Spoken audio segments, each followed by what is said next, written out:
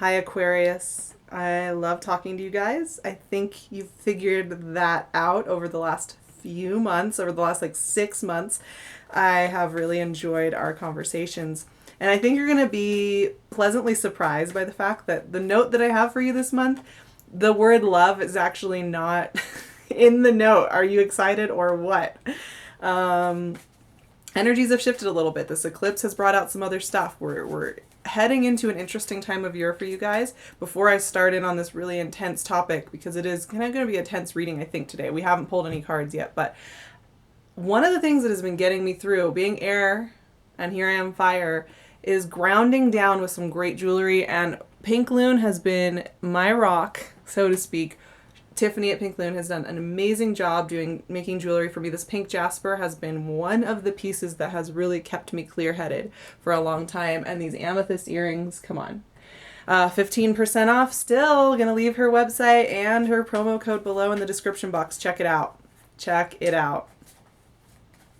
And with that being said, September is an interesting month for Aquarians because Virgo is your 8th house. It is the house of death and transformation for you. So when we get into September, we are in a time when you are kind of doing this thing where you go underground a little bit and you come back out reborn, right? It is the death and transformation energy. And the note I have is, it says that going underground and reemerging, only things that serve you will survive this month. That's the note I have. Tread lightly. That's a pretty intense note. I mean, I'm surprised by that. Even rereading it and looking at it, I'm just like, wow, you guys. But it fits with you, I think, because, you know, you are air, but you're also fixed. You are determined that only things that are in your life be true and real and honest and connecting and compatible with you. You know, that is just part of how you are. So when it's your death and transformation month and you are going internal and you are going underground and you are assessing everything that's happened, like this summer has been kind of a big hodgepodge of experiences for you the last 4 or 5 months. Now it's like, okay, all this stuff has happened. There's been a flurry of activity. What do I want to survive at the end of this? You know, what do I really want to stick around? What do I really want here? And so this can be relationships, if you've had a challenging relationship, or this can be work, projects, life purpose. I mean, I get life purpose a lot. I think a lot of you are going to be engaging on that level with what you're doing, what you're making happen. And I'm looking at the cards right now, and I have to say, you guys, there's a lot of fire energy in this spread. What I've been saying about September is, okay, the eclipse itself happened, and obviously was in your opposite sign. And now September, in this Virgo energy, is the practical application of what that change is starting to bring about. Since the 6-month cycle, we're beginning the practical to experience the practical implications of these kind of eclipse moments. And right out of the gate, I have 5 of Wands for you guys. Whew. Okay. This is a sparring card, right? It can be kind of playful. It doesn't always have to be a really dark, heavy energy, right? I mean, there isn't a total death grip energy to the 5 of Wands.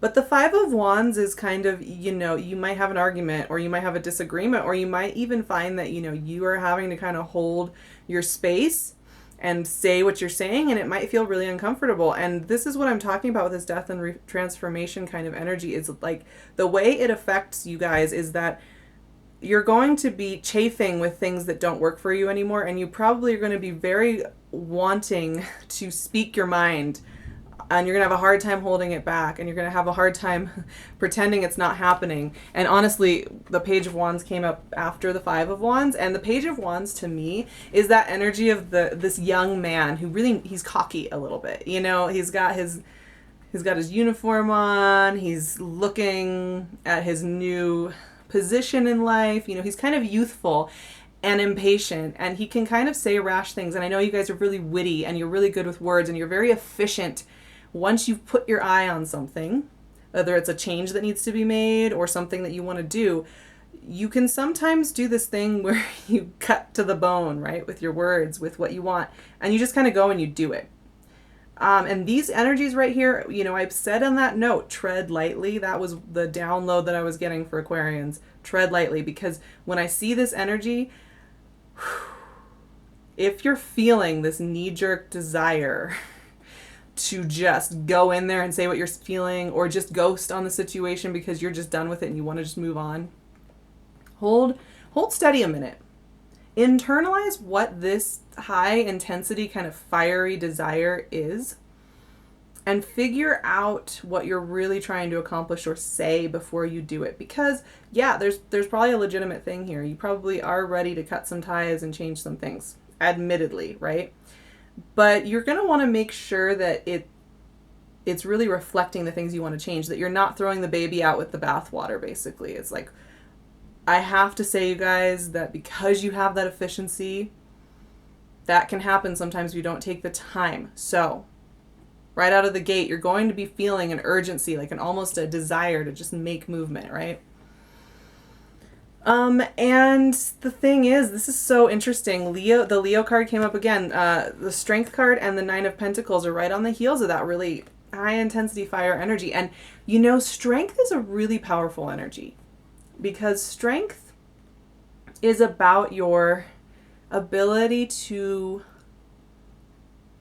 have self-control internally, actually. I mean, yes, she's sitting here with a lion. Yes, this is about Leos, and Leos aren't necessarily known for their self-control, I don't think. But lions, they keep their eye on the horizon. They make a move when it's right, right?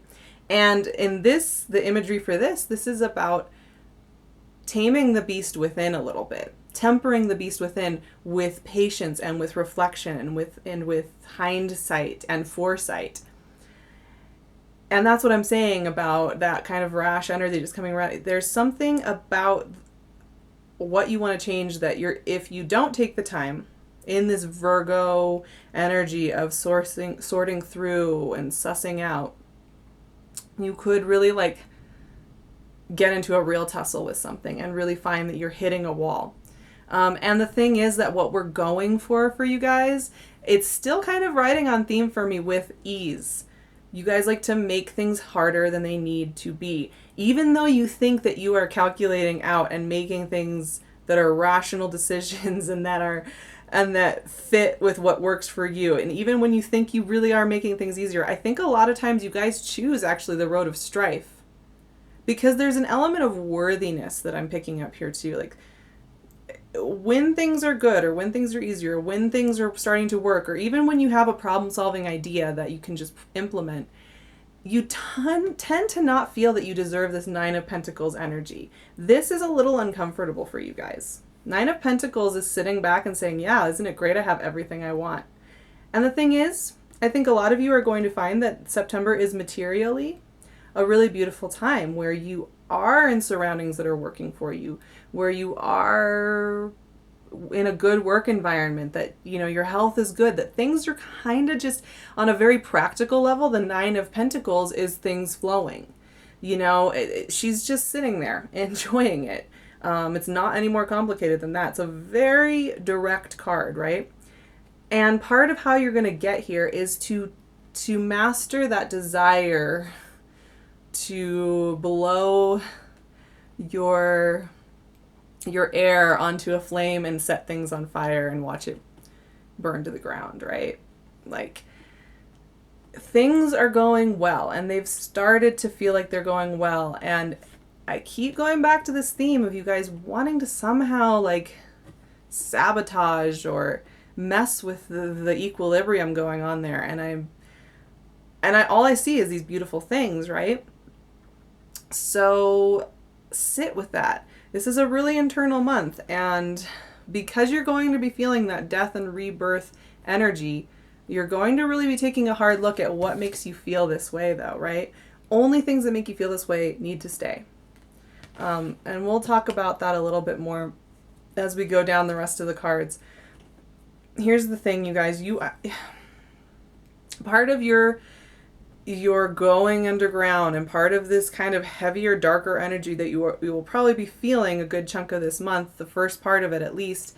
And we do have a Pluto retrograde, by the way, and a Pisces full moon to finish out this month. So yeah, the Pluto retrograde goes direct on the 28th, I believe, in Capricorn, and then the Pisces full moon is a little earlier, but there's some themes here of emotional truth, and King of Cups and Six of Pentacles came right up. So here's this balance I was talking about. I think because things are going well, one of the things you're going to be noticing is how you're balancing your scales, how you're balancing what you're giving, receiving, and things that are helping you find balance, and the things that are throwing you off balance. Things that are throwing you off balance, you're going to be finding that you're putting distance between those things.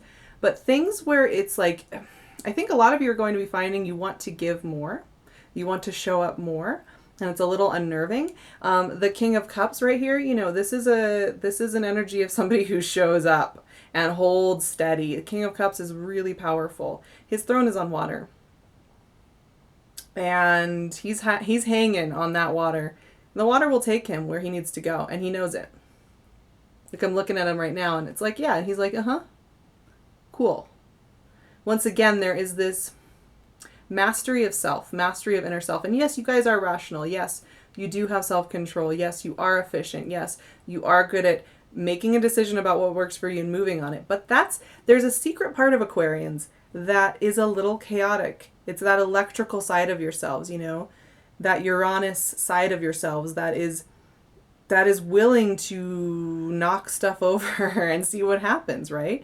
And I think you can't underestimate that when you're feeling the pinch that I was talking about in August. Anything that you're feeling pinched with when you go into energy that is your 8th house energy, you're going to have a tendency to not play the King of Cups, but to like be the cat that knocks the glass of water off the table. And I'm always picking on you guys for this, but it's just what you're really going for is balance. The Six of Pentacles balance. And I think a lot of you are going to be questioning where you're giving too much or too little, and where you're receiving too much or too little. And and it goes back to this Five of Wands. I feel like you have some beefs that you need to squash, or some questions that you need to ask. And I would say too that instead of locking it away in your mind and kind of waiting and seeing how it plays out, master yourself, get clear on what those questions are, and then express those questions to who needs to hear them. Because if you're letting it fester inside, you're not going to get to balance. You're not going to get to balance at all, and you're not going to get to Nine of Pentacles, and you're going to find that you are in a soup of craziness again.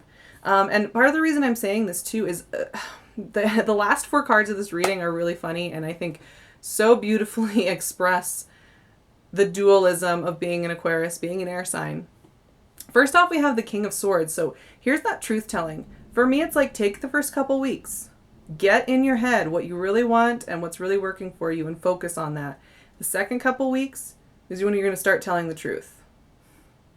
Once we're well away from the Mercury retrograde, which goes direct on the 6th, and we're out of the post-shadow phase, you're going to start having some real conversations. Now, what I like about the King of Swords, unlike these energies right here, the rash energies that we started the month out with, the King of Swords is that Libran balance energy that comes in and is able to have a conversation that is, yes, efficient and truthful and won't mince words, but level-headed, but fair, but concerned with getting to the truth and living in that truth. And the thing is that in the death and rebirth cycle, once we hit Libra at the end of the month, around the 22nd, this is your 9th house where you're expanding out. What are your beliefs? What are your philosophies? Where do you want to travel? What do you want to accomplish? What's the big picture here? And the Fool comes right out on the heels of this King of Swords, right? Through this communication of your deepest desires and what you're needing and what you need to change and what needs to be cut and what needs to be retained. Once again, only things that are serving you are going to survive this month. That's pretty harsh. Sweating a little over here. The Fool is that beginning, that freshness, that coming out. You're emerging again, right? There's an emergence here where you are going to find yourself on new footing completely. So even though we had that eclipse in August, for me, it's going to take you this whole month of like practical application and internalization to really feel that you are kind of on a new continent as far as your emotional, spiritual work journey, like life work that you're doing, the people that you're surrounding yourself with.